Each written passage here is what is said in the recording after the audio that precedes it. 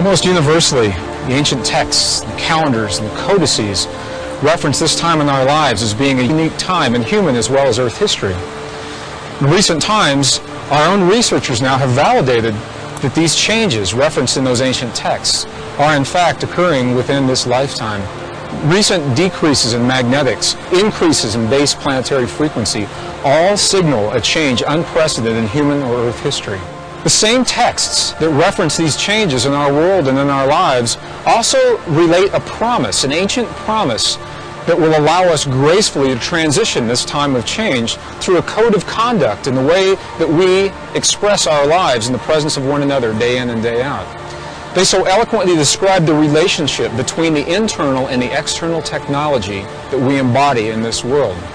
From this perspective, external technology is all that we have built in our world, the machines and the devices that we have built outside of ourselves, is us remembering ourselves by mimicking the function of ourselves in our machines. We continue with this path of external technology until we reach the point where we remember. And then we embark upon the path of the inner technology where we become the function mimicked in the machines outside of our bodies. That is the beginning of the path of compassion.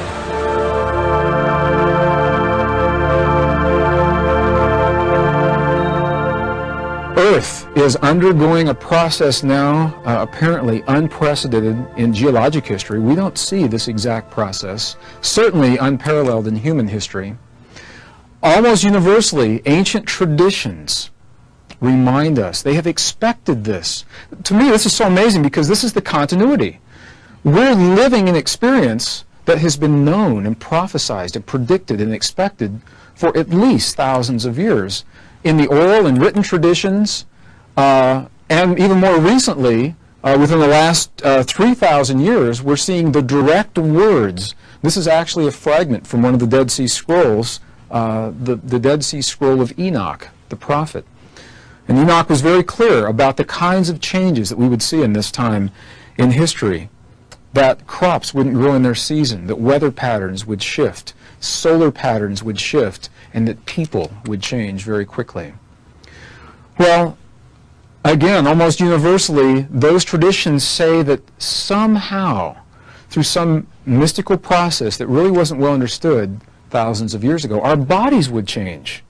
They say our bodies will change. And now we know, our own researchers have validated that what we've always believed was a fixed code of DNA is not fixed. We live a variable code of DNA.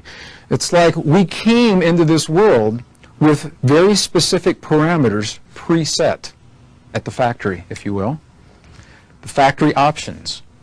And as we come to terms with what life offers to us, we have the opportunity to turn on new patterns, to turn on new codes. This is the mystery. This is the matrix of the human genetic code that was discovered back in the 50s, early mid-50s, Drs. Watson and Crick. This code illustrates 64 possible combinations of carbon, oxygen, hydrogen, and nitrogen that we have available to us as patterns of DNA in our bodies. And we believe this was a fixed code. And it has been relatively recently, because of potentially life-threatening diseases, that researchers have gone in and re-examined these. They said, why would we? It's fixed. Why would we spend any time re-examining these codes? The mystery has been, since its discovery, of these 64 possibilities, the mystery has been why humans appear to have only about 1/3 of these codes enabled, 1/3 turned on. Why do we have about 2/3 of these codes shut down? Have they always been that way? For example, I'll ask you a question. What is it that humans have in common with guinea pigs, some bats, and some forms of monkey? What do we have in common? Excuse me. We are the only mammals that cannot produce vitamin C within our bodies. Other mammals can. Has it always been that way? We have everything we need to do that. It simply is not turned on. Why? May we turn it on? Well, researchers now are finding that is precisely the case. As individuals documented through their response to life experience are redefining what this code looks like, producing tremendously enhanced immune systems, cellular regeneration, and as they are able to do this, they're doing this in response to emotion. Now, this is a wonderful illustration from Alex Gray, a visionary artist named Alex Gray. And I'm showing a couple in embrace here. This is romance that produces emotion. And clearly, romance is not the only source of emotion. I'm going to be really clear about that. Romance is a source of powerful emotion. Any interpersonal human relationship is the opportunity to have emotion. So it can be a corporate relationship, a friendship, siblings, parents. My goal in offering this information the way it's being offered is to take this tremendous technology of compassion out of the realm of religion. I'd like to be able to talk about this man and what he offered beyond the context of religion. Religions were built around this, and clearly we're not addressing a religious process here. We're addressing a powerful internal technology. So I believe, once again, that what we're doing transcends religion and science and mysticism. A sudden gust of wind hit me at that instant and made my eyes burn. I stared toward the area in question. There was absolutely nothing out of the ordinary. "I can't see a thing," I said. "You just felt it," he replied. "What, the wind?" "Not just the wind," he said. "It may seem to be wind to you because wind is all you know." You think about that. What's happening here? This is from the Lessons of Don Juan, Carlos Castaneda. And it mirrors an ancient Essene belief that we have come to this world where there are forces at work. They call them the angels. If you don't like the word angel, you can say electromagnetic forces. And you're saying pretty much the same thing. They say the angels of the wind and the angels of light and the angels of water and the angels of the earth itself greeted us as we came into this world. Again, you can say electromagnetic forces of light and wind and water and earth. They are living conscious beings.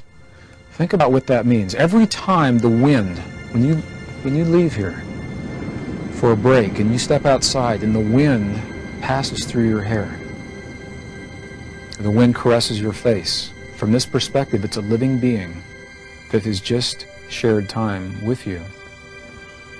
If you don't know that, you just call it the wind. How many times have we witnessed events unfolding in our world, and because all we knew was what we were conditioned to know, we missed the meaning of what we were shown? Is it happening now? Well, the ancients said that we will witness phenomenon unparalleled at any time in human or earth history at this time, and clearly our researchers, our science are seeing things we've never seen.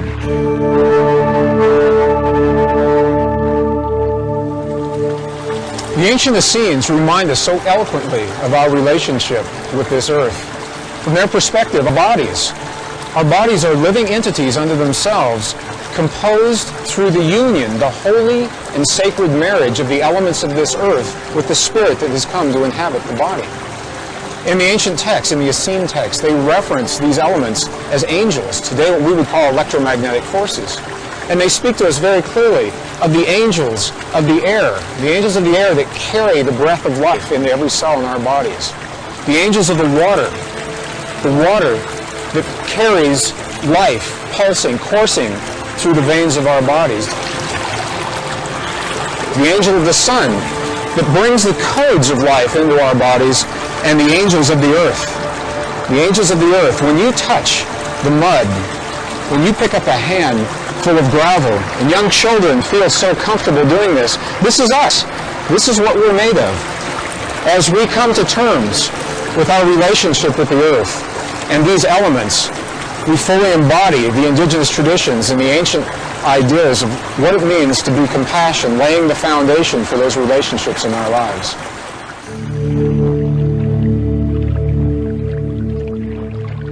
Compassion as a quality of thought, feeling, and emotion. Well, there's an interesting passage that I found, and I share many of these things through the Essene traditions, and there are certainly other traditions that have been part of this. As I was going through some Egyptian texts attributed to the Egyptian master Thoth. Thoth was reported to be the oldest Egyptian master. He lived for thousands of years continuously, if we're to believe those texts, into a later lifetime where he became Hermes. It was one and the same, and he anchored the wisdom of sacred science and ancient technology. Well, I'll share with you from this text the word Thoth, and in these words I believe you'll see an ancient reference to a technology, and that's the technology we're beginning today. Look what Thoth has to say. He says, "When unto thee there comes a feeling that draws thee nearer to the dark gate, examine thine heart to know if the feeling thou hast has come from within." Now listen to this. "Send through the body a wave of vibration, irregular at first, regular at second, repeating time after time until free. Start the wave force in thy brain center, direct in waves from thine head to thy foot." I believe that wave force is the same wave force that was referenced later through the technology of the Essene traditions that we call compassion. So now we can look at it from a different perspective. Now compassion as thought, feeling, and emotion, the union of the thought and the emotion creates the feeling. That's the wave force that we send through our bodies that allow us to respond to life in a new, life-affirming, powerful, healthy way. And they didn't stop there. They went on and illustrated for us how to do this. What I've done is I've gone through many texts, primarily Aramaic in nature, from the Essenes, through many translations. Some were Tibetan, some were Ethiopian, some were Egyptian from the Coptics, some were Greek, and some are just now being translated from the Aramaic into English. What I'm going to share with you, I've never seen compiled nicely and neatly in one place, although it would be nice. And I see it referenced, it's scattered throughout text, so I've pulled them together for you in the 20th century idiom so that we may access this quickly and apply it in our lives. Using our thoughts from our left and right brain, driven through our emotions, our ability to resolve our feeling world. When you shift thought, feeling, and emotion, you're shifting your belief systems. Your ability to do that, that's you repatterning the codes in your body that determine how you see your world. Well, the Essenes said, here's how you do it. We will leave you the equations. Rather than number and variable, they're logic and emotion. We'll leave you the equations as you resolve your feeling world about these equations. That's you repatterning the code. Or another way to say this is that through your directional system of your thoughts and the power system of your emotions, that union is you repatterning your code. So they left us this equation, and it goes like this. If these things happen, then you become compassion. If you acknowledge, trust, and believe in specific tenets that they offer. If we do not acknowledge, trust, and believe, then we've just defined our own path of exploration. This is the beauty of the Essene texts. They empower us to find our own way as we walk between the worlds of heaven and earth. So many times we finish a workshop and people say, now that was really a great workshop. What do you recommend that I do next? Whose workshop should I take next? Or what book should I read? And while those are all valid paths, the beauty of the Essene path is that where you have problems with what they offered, that is your path to reconcile that. You've defined your own path. Our life is the meditation. Life is the prayer. Life is our offering. And this is how we're asked to accommodate life as it's shown to us. Okay, so these are the tenets. I'll begin with the first one. If you acknowledge that there's a single source of all that is or may ever be, and that every life event, without exception, is part of that source. And we spoke of this a little bit earlier. Do you believe that there is a single source of all that you will ever witness in your world as your life? Or do you believe that there is a source of some things, and there is another source for other things, and another source for other things? Your life will mirror that belief. Your life and your relationships will mirror how you feel about this belief. Now, it's easy to say, oh yeah, I believe there's a single source of all that is. I believe that. And then when something happens that challenges your belief systems, I've seen this happen with individuals, they say, well, that's not part of the source. That's not part of the same source. That's something different. That's an exception.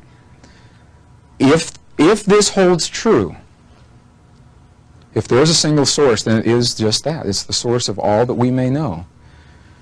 If you trust in the process of life as it's shown to you, in divine timing with no accidents, do you trust in the process of life? You must come to terms with this. In the process of life, does life feel safe to you? If you believe that each and every experience drawn to you without exception, there can be no exceptions, is your opportunity to demonstrate your mastery of life. What if we view life as opportunities to demonstrate mastery rather than tests that may be failed or passed? Big difference.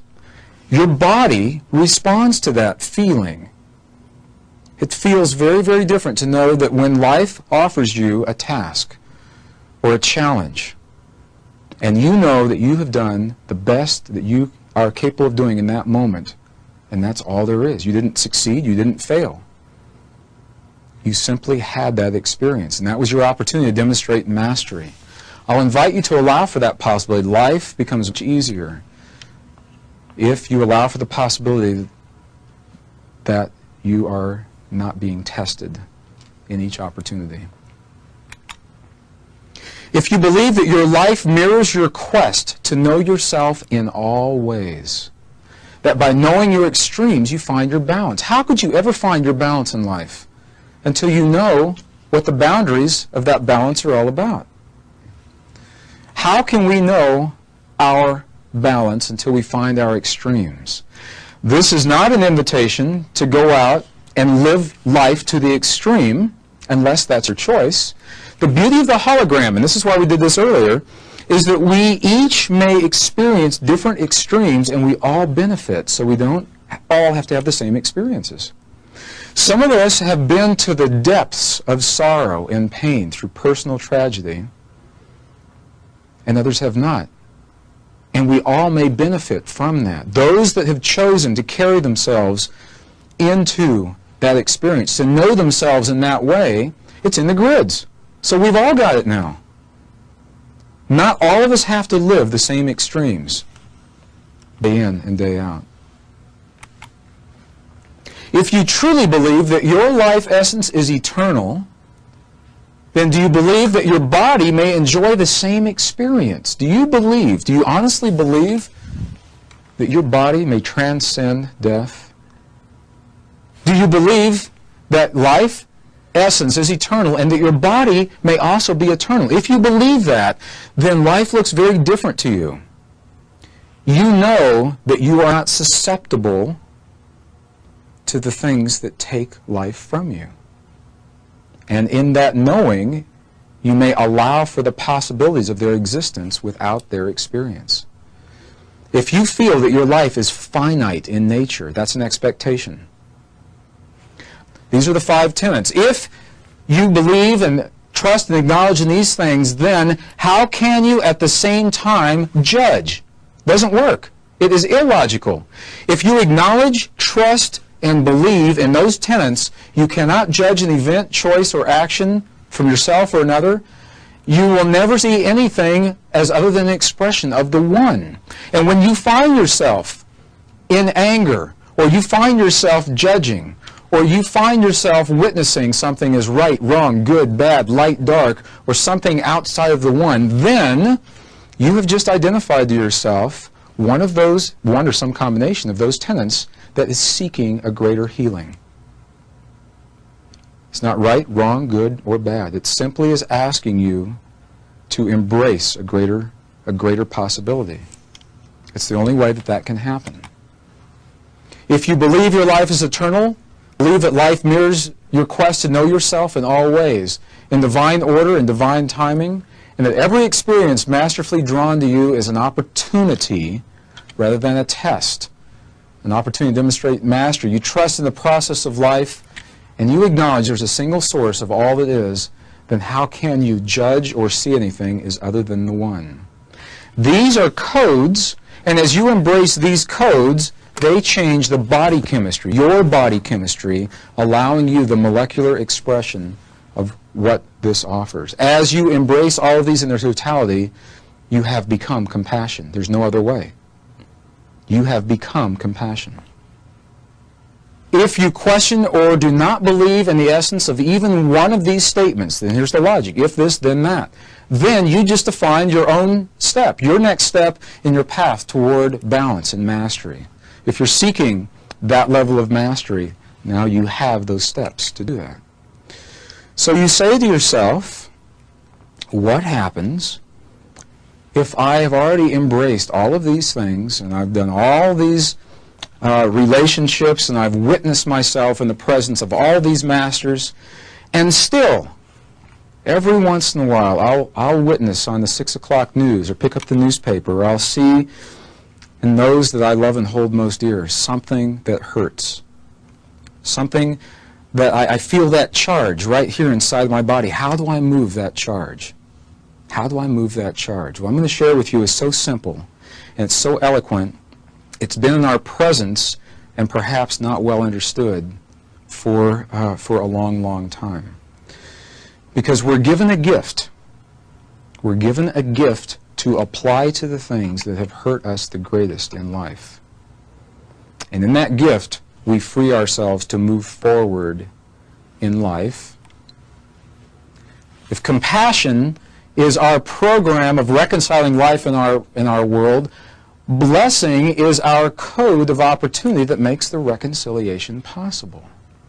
The ancient gift of blessing. Let's look at blessing and see what it really is. Your gift of blessing is a modern expression of a promise, and the texts speak over and over again of a promise that was given to us a long time ago.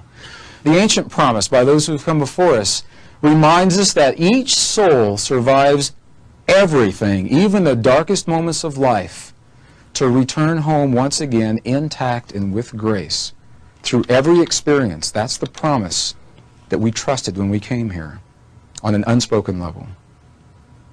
The gift of the blessing is what it is that fulfills this promise. What is blessing? Blessing is perhaps one of the single most powerful vibratory codes that was left to us, and seldom have we been shown how to apply this code. The gift of the blessing is our opportunity to free the charge within our bodies and move forward with life's offering. Blessing may be defined as a quality of thought, feeling, and emotion.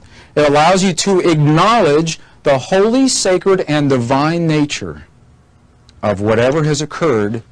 It does not signal agreement, consent, or condone any action.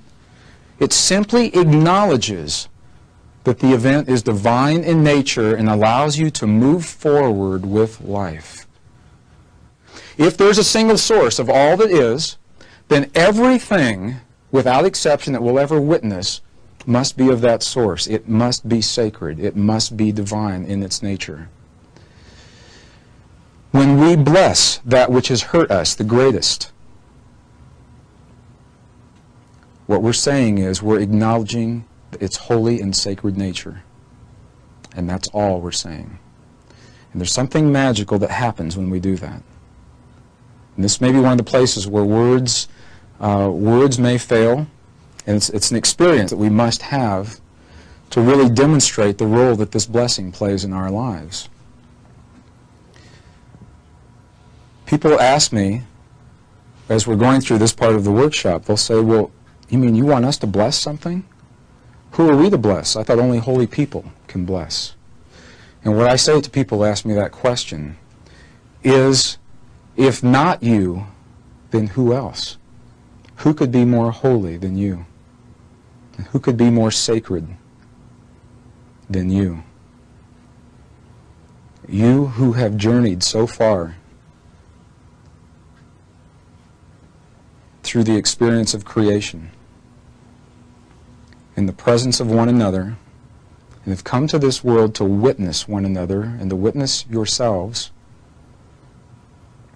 what could be more holy of an act than that? If you are not the person to bless an event, then who? So what is this blessing? When we bless something, what are we saying? We have the opportunity, when we witness something that has hurt us in life, and I'll use some examples that we've already gone through, and maybe some others that we haven't gone through yet. What happens if you bless that which has hurt you greatly? Do you know what a powerful being it takes to do that? To look directly into the face of the things that have caused you the greatest pain and brought you the depths of darkness in your life and say, I bless this thing. And in that blessing, all you're saying is that what has happened is sacred, divine, and holy. It's but of the one. You may not understand where it fits or how it fits. And in that, there is a release that happens in that. That may not happen the first time. Typically, when something hurts us in life, there will be 2 or 3 aspects involved. There is usually the origin of where the hurt comes from. There's the object of the hurt. And sometimes there's a witness to the hurt. A few years ago, there was a movie that came out entitled Dances with Wolves. Who has not seen Dances with Wolves? What a great group. Well, since you've all seen it, we don't have to see it again now. The first time I saw Dances with Wolves, I thought I was the last one on the planet that had not seen it. So in the privacy of my own home, I rented the video to watch it. And I was moved tremendously by a very particular scene in there where Kevin Costner, the soldier, had developed an intimate friendship with the wolf named Two Socks. Man and animal together. Beautiful friendship. And they did a wonderful job filming and putting this together. And the context of the movie was done so beautifully. It was just a masterful production. Not too far into the movie, through a series of events, the life of that wolf is taken. And I was surprised when I saw that. And I was surprised at my response. Because I cried and cried and cried. And what I realize is when we see movies like that and we're touched that deeply, we're touched by what happens on the screen, and it goes beyond that, because that movie, as people witness that movie, it touches for them that place of every time that they've ever lost something that they hold dear. And it's all personified in that one event, and that's why it feels the way it feels. Well, the second time I saw it, I went to a theater because I was interested in seeing how other people would respond. And when this point in the movie came around, I was sitting in a vantage point and I could watch other people. And I had the opportunity to see how they responded, and it was amazing. There were some that couldn't watch when the wolf was being shot. And they turned away or they got up and left and never came back. So they never had resolution to that. They were left with that lingering emotion. There were some that were angry. They were outraged. They were yelling at the soldiers who were taking the life. And there were some who sat motionless, absolutely motionless, and just watched.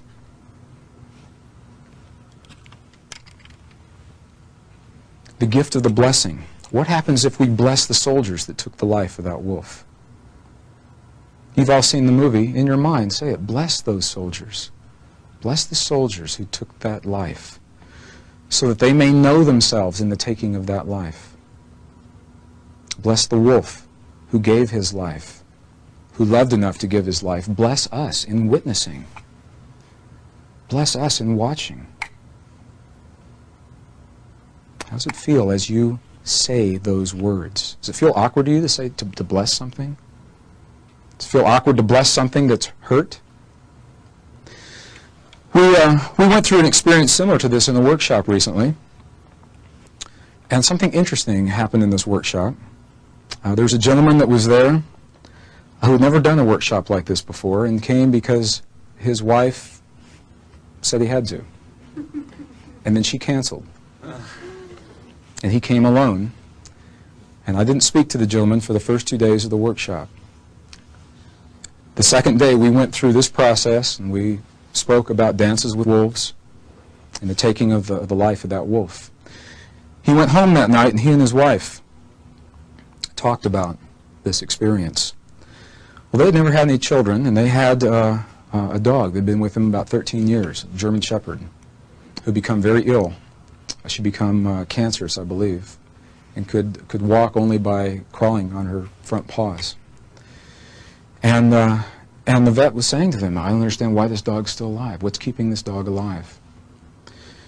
He shared this story with his wife of Dances with Wolves and gift of the blessing in the release of what that's all about. And they stayed up late that night and talked about it. And the next morning he came in. As we're beginning the workshop, he said, I'd like to stand up and share a story. And I was amazed. I had no idea what he was going to say, and I said, sure. And he shared this story with us. And he said, I went home and talked to my wife last night about what I'd seen here. We applied it in our lives and what's happening with our pet. We woke up this morning and she had died during the night. And he said, I can't prove this, but I believe what happened was that she was here because we weren't ready to let her go. And as we worked through this together, through the gift of the blessing, there was a freedom that we felt within ourselves. There was a release, and on some level she must have sensed that. And she knew that it was okay. And she left us last night. So you never know how the effect of the blessing will manifest in our lives. And I know that it's powerful and that it's freeing. Our greatest levels of mastery will be found in witnessing what life has offered to us and redefining what those events mean. And the ancients left us the context for that. As we redefine what they mean and we're able to free ourselves, then we move forward with life. This is not about complacency. This is about action from a place of empowered emotion, rather than action from anger or revenge. People have asked me before, they said, well, what if we just don't see any application for this at all, or we just don't see this in our lives at all? And what I say to those people is, what choice do you really have? You will either go through life and find a way to reconcile what life offers you, or you'll go through life seeing life as challenges and tests and dealing with the consequences of that. Those are your choices, essentially. This is our opportunity to reconcile. So in the blessing, what we do is we acknowledge any thoughts, feelings, or emotions to be present. You're incapable of an inappropriate or incorrect thought, feeling, or emotion. What you're feeling is there. If you witness something and you're outraged, then you're outraged. Honor that. Allow that. Say, yes, I'm outraged now. What do I do with it? Our conditioning is to say, oh, I shouldn't be outraged, so I better do something else. Well, it's not really outrage. It's more like and then you'll find other words to rationalize. It's a mental process. Allow whatever it is you're feeling. Go through those 5 equations and find out which one or which combinations of them, and you'll know them when you read them. If you've just witnessed an event in your life, and you're feeling that charge, and you read through those 5, and you get to the one that says, oh, no way. That's the one for you. That's the one. And then I'll invite you to invite that greater healing into your life. And as you come to terms with what this may mean to you, invite the gift of blessing into your life. And have a box of Kleenex ready. The tears are not necessarily sadness. Tears are the way that our bodies respond to moving charge. It's a balance. It's a new balance that we found in our lives. And it happens at times when you least expect it. What I'll invite you to do is to take these gifts, and that's precisely what they are, file them away. Should you find a time when your belief systems do not serve you, then you have the opportunity to invite a new belief system into your life. And I bless you on that day, because it will be a powerful, powerful day, should that come in this lifetime. Compassion is not about complacency. We're not saying go around, bless everything, and then walk away. As you are looking at events that have already transpired, and you're left with the memory, how do you get through the memory? The blessing is the release in the memory. As you're witnessing the events in real time, standing there blessing that event is meaningless. And as you take action, what have you become in that action? That's the key. This is what is offered to us in these texts. Now, they offer this as a way of life. It's not something that you do upon occasion. This is an awareness that you become. You become that neutrality, and I say that very cautiously because clearly we're not asking people to move away from feeling. Just the opposite. We're asking people, providing the opportunity for people to feel in a way possibly they've never felt before, with the clarity of the feeling rather than the distortion of all the things surrounding it. As you become this, we've outgrown the doing. We're asked to become. As you resolve those 5 equations of emotion and logic, if you've truly come to terms with each of those, then something has changed in your body, and you walk that result. I believe, I asked earlier, I said, we're the angels in this world. And I believe you're the angels. We are the angels. We're all in this together. We're the angels that have come to this world. And from that perspective, what I know is that anyone that crosses my path is an angel. If we're all angels, then we're all angels. Not just angels sometimes.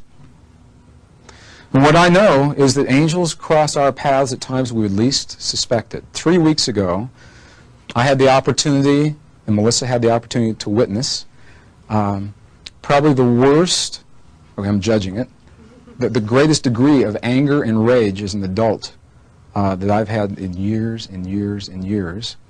And it happened quite innocently, quite unexpectedly. As we were driving to Houston, driving to Albuquerque to fly to Houston for a workshop, I stopped by a design company who's working on a book for me. For what I believed was to sign off on something that had already been done. The publisher happened to be on the phone. He happened to have a friend in town who had never witnessed this book before, had no idea what we were doing, happened to drop by and happened to critique the entire book, and had faxed it back with tremendous amounts of changes that made no sense whatsoever in American standards. Some of the changes were valid, some were good, and many of them were not. And when I began talking to this person on the phone, I felt this tremendous anger and rage welling up inside of me as I sensed I was being attacked on this text. And it was interesting because we had about a 3.5 hour drive to the Albuquerque airport, and I probably didn't say much for the first 30 minutes down the Taos Canyon, and Melissa knew that I was quiet. And as I went over this in my mind, what I had to say this, because if it's true, it's true. Every person in this world is an angel. An angel had just crossed my path and had just shown me something about myself that had surprised me. And I began from that tenet forward. And I went through this process, the processes that I've shared with you. And what I found was that as I was able to take the recommendations and reconcile my emotion over the sense of being attacked, the outcome was going to be, ultimately, I mean, most people would never know this happened. What they're going to have is a better book. And I went at it from that perspective. I think angels drop in on us. Melissa and I were driving down the freeway, and on the exit ramp, I saw a pregnant woman, hitchhiker, homeless, with a box and a can. And we were in a hurry on the way to the airport, and I drove by. And as soon as I drove by, I knew that I shouldn't have. And there are no shoulds and shouldn'ts. I felt that I had chosen to stop and that I had kept driving. Another part of me had kept driving. So, got off the next exit, went through a couple of traffic lights, came back up the other side, came back down again, she was there, and I missed the exit. She was still there. Went back down to the exit, went through a couple of traffic lights, I went back up, I found the right exit to offer her some money, and she was gone. And I knew in that moment it was less important whether or not she ever got that money, if she was ever really even there. What had happened was she was there, we had witnessed her, and in that witnessing, we had made a choice, and something changed within us. And I believe we work that way with one another. I believe things like that happen all the time. All the time. Sometimes they don't even know they're angels. If you don't like the word angels, you can substitute your own words in there. I know you're all not from around here. Nobody's from around here. So if wherever you think you're from, or whatever that means to you, you can put your own language in there. Can you see how this may apply in your life, if you allow for its possibility, and how it may serve you? This is all about serving you. I would never choose to convince, persuade, or redefine any existing belief system that you have, because it's served you so well, it brought you to this room. And it may continue to serve you. And should you find a time that does not, you have this. You have this. This is a particularly powerful image for me. It was painted by Cheryl Rose in Mount Shasta. This is Christ as an initiate remembering, rather than as a fully evolved, all-knowing being appearing. As we're shown in the Essene text, he went through a process, very accelerated, and he had a lot of help in his life, where he remembered from those around him these truths. And what he said in the text, and what the other Essenes have said, is that these truths within us we'll never find in our external studies, ultimately. We'll never find them in our external sciences. Look at the temple walls in Egypt. Over and over again, you'll see references to these beings holding tuned, resonant rods, vibratory rods, and bowls and bells. And in the indigenous traditions, all the sounds that allow people to move into a space, the value of those outside traditions, and all those texts, and all the science, and all of these tools, is that they are references. They're reference points that bring us back to the place where we know ourselves in wholeness. And what we're asked to do is to remember what that feels like, and then to become that feeling. And you no longer need the external texts, or the outside temples, or the machines that make you feel better, because you have become that. They've served their purpose. This is the difference between the Western and the Eastern and ancient traditions. In the Western traditions, we find things that we like. We say we need them again and again and again because we rely on them. In the Eastern and the ancient traditions, we find them, we embody them, and we say we've learned, we've remembered from them, they've served us well. Now we no longer need them because we've become the offering. Over and over again, you'll see this in the Egyptian traditions. People say, well, even the Egyptians used tools. And I say, yes, they used tools as a reference of emotion. We're asked to look to nature to know of the true laws that govern our existence in this world. And in the presence of one another, is where we live the initiation. We don't have to leave our homes, our jobs, our families. We don't have to give up everything we've ever held dear. If we do, that's a choice. You don't have to lead what people consider to be a spiritual lifestyle. Your opportunity is to take whatever this information means to you and to anchor it and live it in your world that you've created for yourself. To live it in your workplace, and to live it in your communities and in your families. And you never have to say a word. You simply become the change that results from whatever this information has meant to you. This is where I believe we see our true teachers. You look into the eyes of these children. You seen any new children around lately? Something changed. Something changed. They look different than they used to. There are some amazing, powerful, masterful beings appearing in our world right now in little tiny bodies. And they always have. They always have. I believe that there are more and more that are occurring now. The science of compassion is the vibratory technology that you may choose to become in your life. And it is in the becoming that you find your greatest joy, your highest levels of mastery. It is in the becoming whole within yourself that you may offer to those that you love and hold most dear your greatest gifts. How may you ever give to another if you've lost so much of yourself in the survival of life? What's left to give? There's a wonderful story in the Essene texts. A woman was carrying a jar full of meal. This is how they shared their wisdom. She was carrying a jar full of meal, and the bottom of the jar broke while she was some distance from her home, and she didn't know it. And she continued her journey home, and when she got home and set that jar down, it was empty. And when she went to feed her family, there was nothing there. You are that vessel. Your love, your compassion is the grain. And as you walk between the worlds, as you journey through the waking dream that we call life, and you compromise portions of yourself, you give that grain away little by little to survive life, to remember. Every once in a while, you'll find a point in your life where you really, really are choosing to give and share of yourself, maybe in a way you've never done before. And you reach into the vessel and you say, there's not much there. And that's when you know you found the right person that will love and support you and allow you to find those pieces of yourself again, pull them back together so that they may receive that which you're choosing to give in life. We work this way.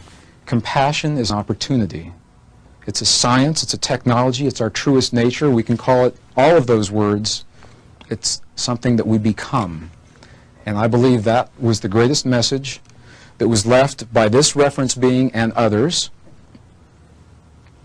as an opportunity for us to know ourselves in the fullest potential of what it means to be human.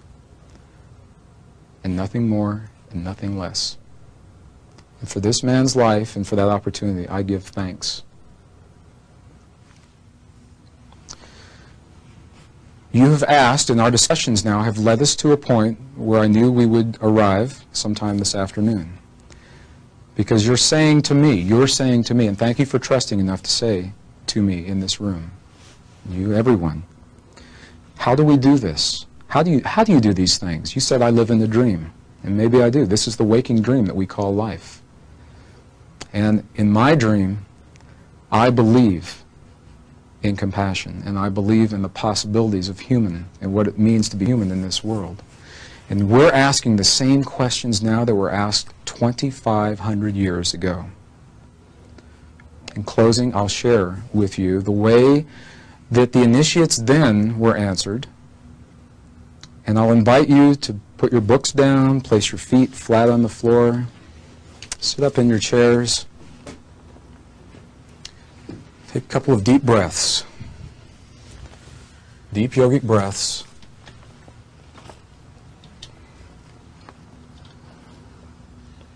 Close your eyes. Listen to these words.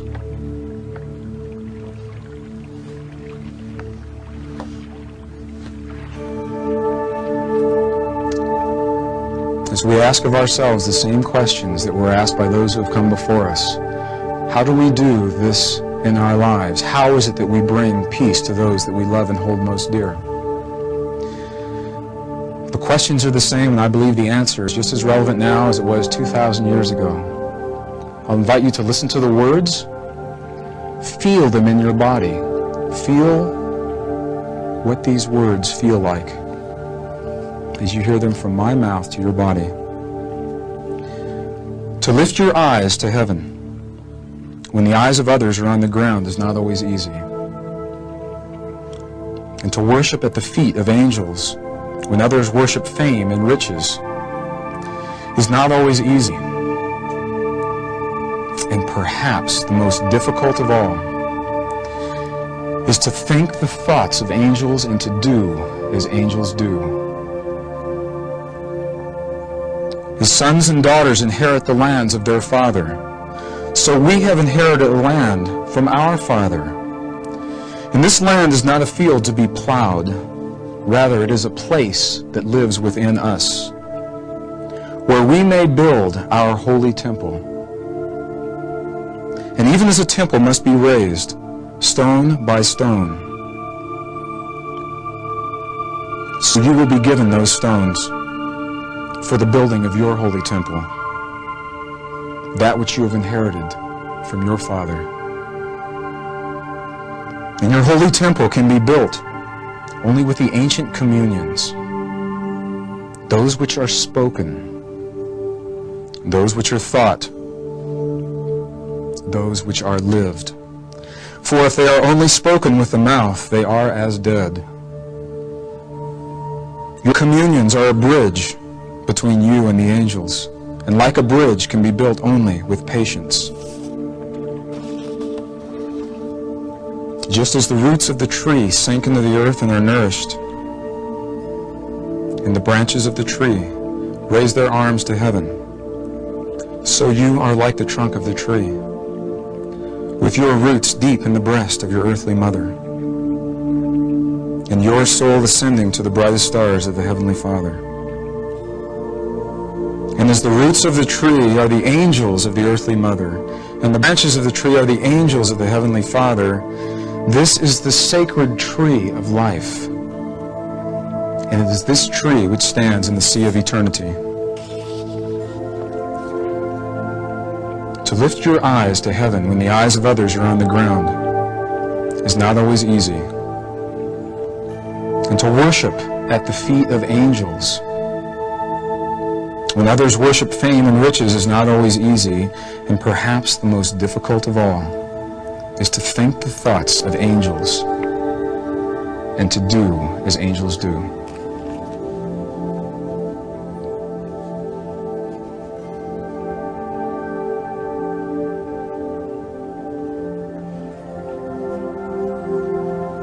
And take one more deep breath. And exhale. Pull your tummy muscles in when you exhale. Anchor this moment.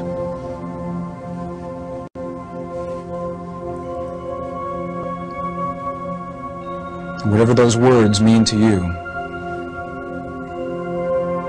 if they serve you in this moment, anchor them into your awareness.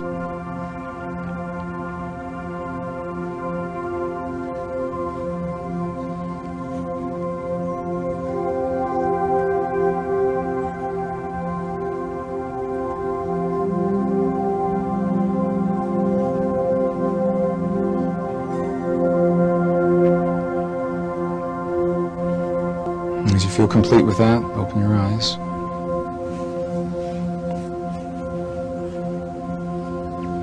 Those words sound familiar at all? Powerful words. Perhaps the most difficult of all. To think the thoughts and do as angels do. You are the angels. And you have the tools. And this is the time, and there's only one of us here.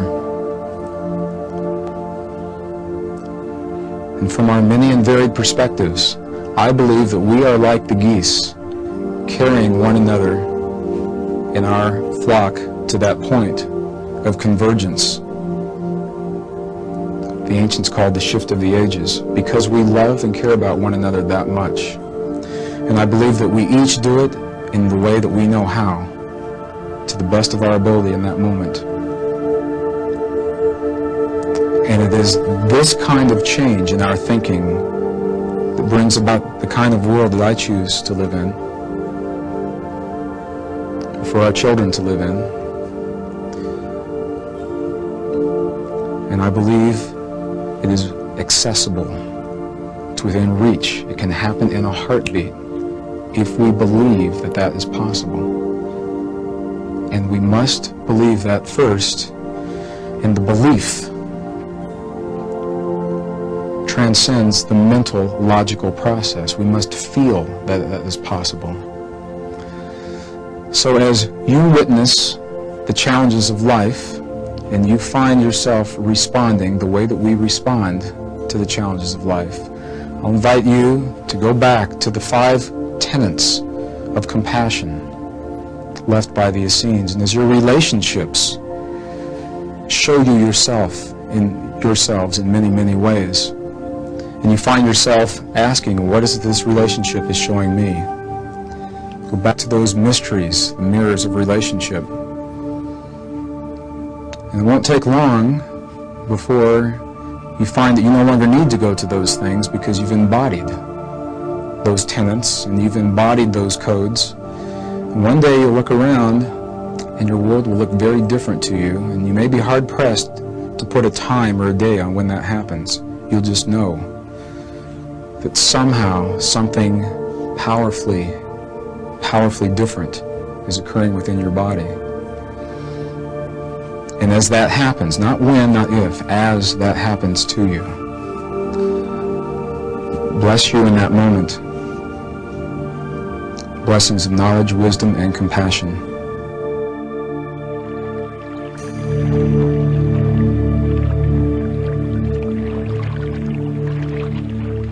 Perhaps one of the greatest gifts left to us today through the traditions of the ancient Essenes is the gift of a verbal code, allowing us the opportunity to move gracefully through the experiences of life that have hurt us the most. This gift, relatively obscure in ancient texts and seen frequently in modern texts and perhaps not understood, is known as the gift of the blessing. Through the gift of blessing, we're asked to acknowledge for the possibility that without exception, every event that unfolds in our world, in our lives, in our presence, is an event that has originated from a single source of all that may be. We're asked to allow for the possibility that there is one source for all that we may ever know in our lives. And in that possibility, anything that follows, regardless of how joyous or how painful, it must be part of the one. It must be part of that source of all that is. When we bless an event that has hurt us or an individual that has caused us pain or grief, what we're saying in that moment is that we acknowledge the divine or the sacred nature of that which is unfolded, and it is divine and sacred by being virtue of part of the one. I'm often asked, how is it that we're expected to bless something that has hurt us tremendously in life? And perhaps the best way for me to answer that is to describe to you the process as I witness the process. For me, when I have had the opportunity, and it is an opportunity, to witness an event, perhaps something in my life, or perhaps my life has been present while an event has unfolded in the life of another. When I've had the opportunity to witness these things, and I hear of the pain and the misery and the suffering, what I find myself doing is taking a deep breath and allowing for the possibility that although I may not understand what has just occurred, it is part of the one. It is part of the single source of all that is. It is sacred in nature. That understanding then allows me to remove myself, in a sense, and as I witness the events before me, whether it's wartime footage on the 6 o'clock news, or the killing of animals in a game reserve in southern Africa without need to kill those animals, and I feel that emotion, is the blessing that allows me to distance myself just a little bit, and from that to release the charge that I'm feeling in my body as I say, bless the hunters that are taking the lives of those animals. What happens for me is the entire scene almost slows without sound into an almost surrealistic animation. And as I witness the events before me from that perspective, and I say, bless those men in what they do so that they know themselves in that way. Bless the animals for what has occurred to them, and bless me in the witnessing. And I say it again, and I say it again, and I say it again. And what begins to happen is that through the blessing, which does not condone or consent or necessarily agree with what has occurred. Blessing isn't agreement. Blessing simply acknowledges that what I have witnessed is part of the creative forces responsible for this world, and as such, that which I have witnessed is divine in nature. It is sacred, and I have just been present in a sacred act. From my perspective, and through the traditions of the Essenes, as we say the words, there's a magic that occurs in blessing that which has hurt us the most. There's a power. It takes a very powerful being to bless that which is hurt rather than lash out at that which has hurt us. And it is in that power that we find our highest levels of mastery, as we find ourselves allowing for great possibilities of experience without becoming emotionally ensnared in the charge of what those possibilities have offered. The gift of the blessing is our promise. It was given to us long, long ago, that regardless of what we experience in our lives in this world, that each of us has the opportunity to return to our source, whole, intact, and with grace, as we have known ourselves in this world and carry the benefit of that knowing to our next experience.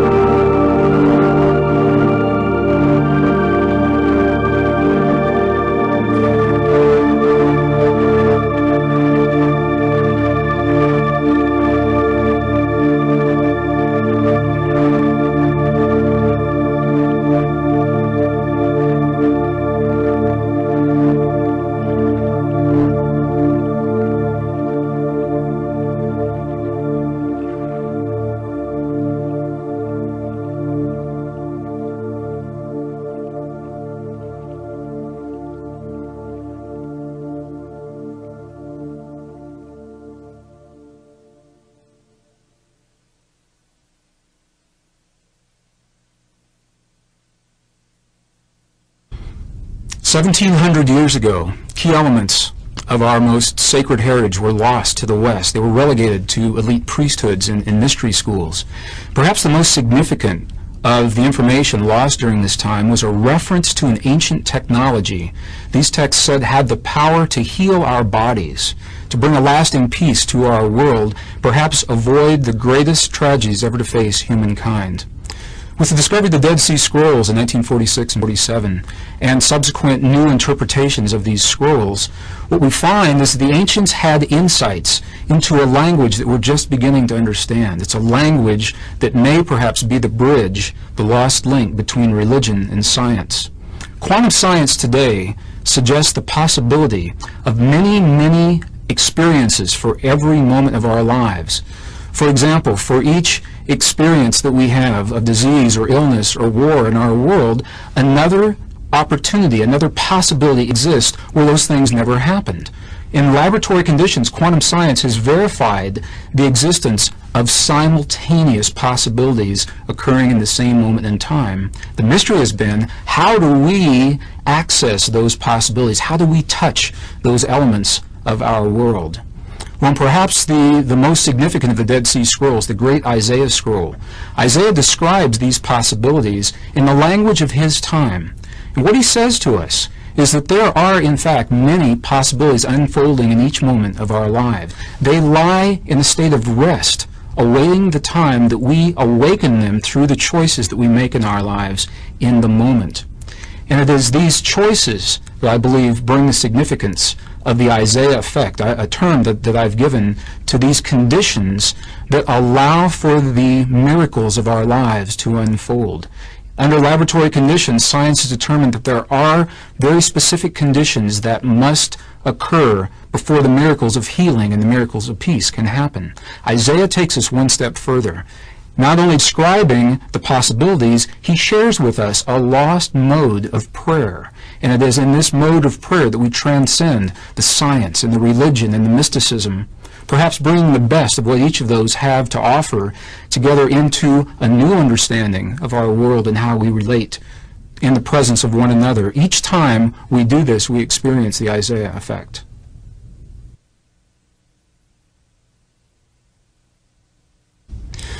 So one of the keys in understanding what the Isaiah effect is actually saying to us is an ancient tenet that suggests that the world around us mirrors the conditions of the beliefs that we become from within.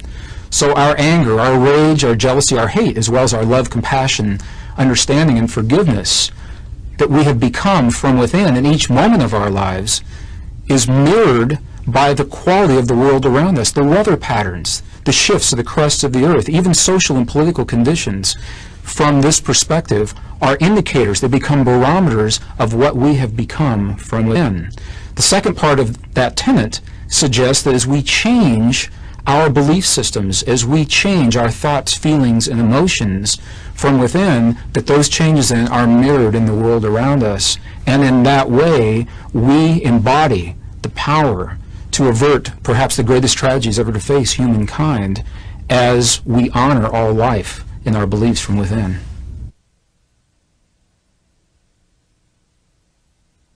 We now know that feeling, what we call feeling, is the way that the ancients viewed prayer. Prayer, rather than the outward expressions of asking that prayer come to pass. Isaiah identifies what we now know as a lost mode of prayer that invites us to have the feeling that the prayer has already been answered rather than asking that creation bring that answer to us.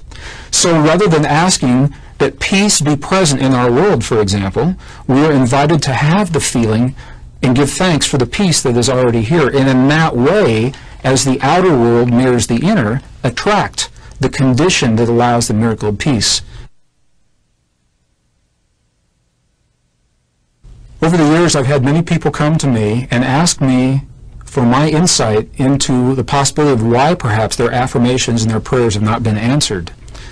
Without knowing each individual and each individual circumstance, I can speak only in generalities. What we know is this, is that if our affirmation is only a thought or a visualization, or if our prayer is only a thought of the asking that something come to pass, in the absence of the emotion, of the feeling that fuels this prayer, it is an empty thought.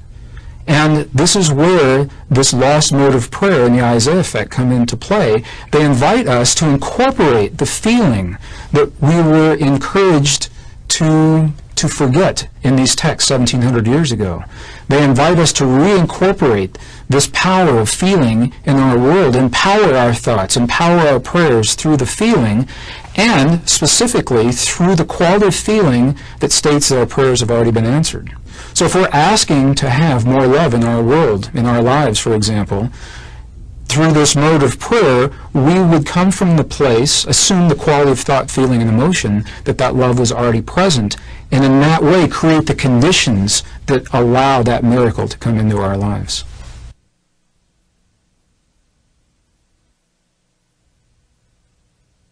Through our understanding of what Isaiah was saying to us in the words of his day, we now have the opportunity to redefine the most frightening prophecies that have been offered for our time in history. Those of the biblical prophecies, many of the ancient and indigenous traditions that suggest we're living a time of tremendous chaos and destruction in our near future that will lead us into this time of peace and vitality and prosperity.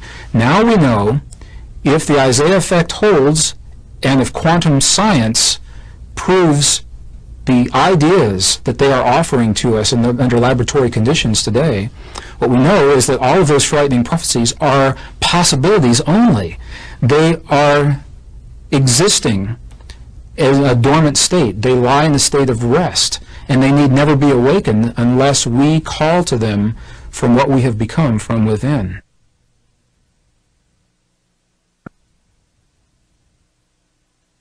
Today, modern science, specifically quantum science, gives credibility to the ideas of Isaiah as they suggest that time as we know it exists as many, many, many possibilities. Think of them as parallel roadways, all moving at the same time in the same directions. Every once in a while, the roadways come very, very close together, and in those moments it becomes very easy to leap from one possibility to another. We call these quantum leaps. It was a physics professor at Princeton University in 1957, Dr. Hugh Everett III, that coined the term choice points for the moments where the possibilities become very, very close. And it's in the moments of the choice points that we have the opportunity to leap from one possibility into another, perhaps avoiding the greatest tragedies of human history. It's in the moments of the choice point, even though the momentum may appear already to be in place, even though we're already moving toward a global war, even though the conditions of a global health epidemic may be in place, even though the weather patterns of a superstorm may be bearing down upon us, in the momentum of those events as we approach a choice point, it's the choice point that allows us to shift into a new possibility where the outcome of these potentials may never come to pass.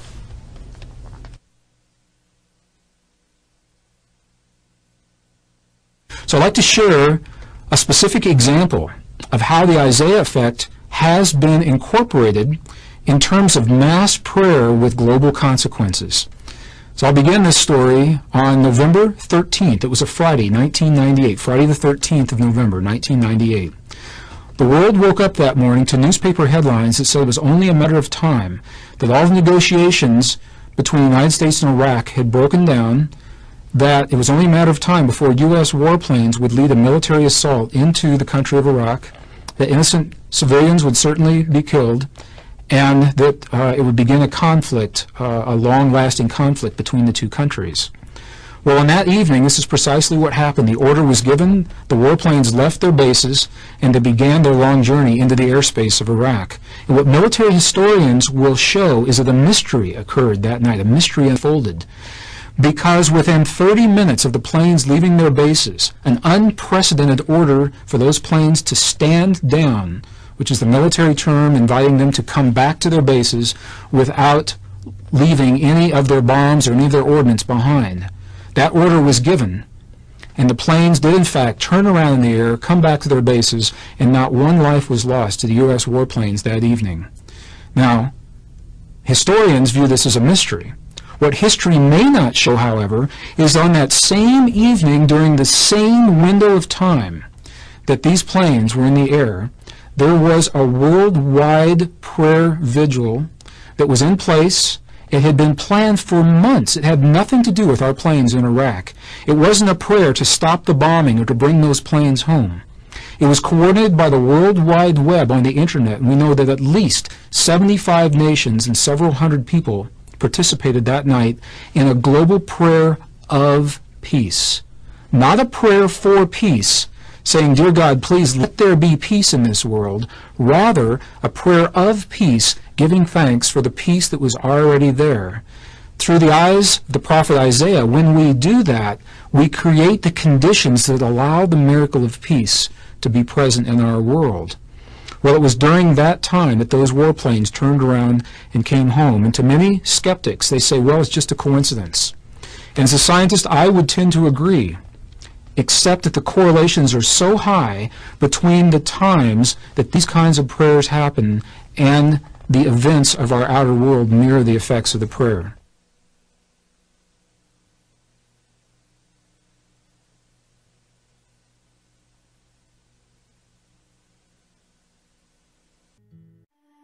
The leaves of the tree are green.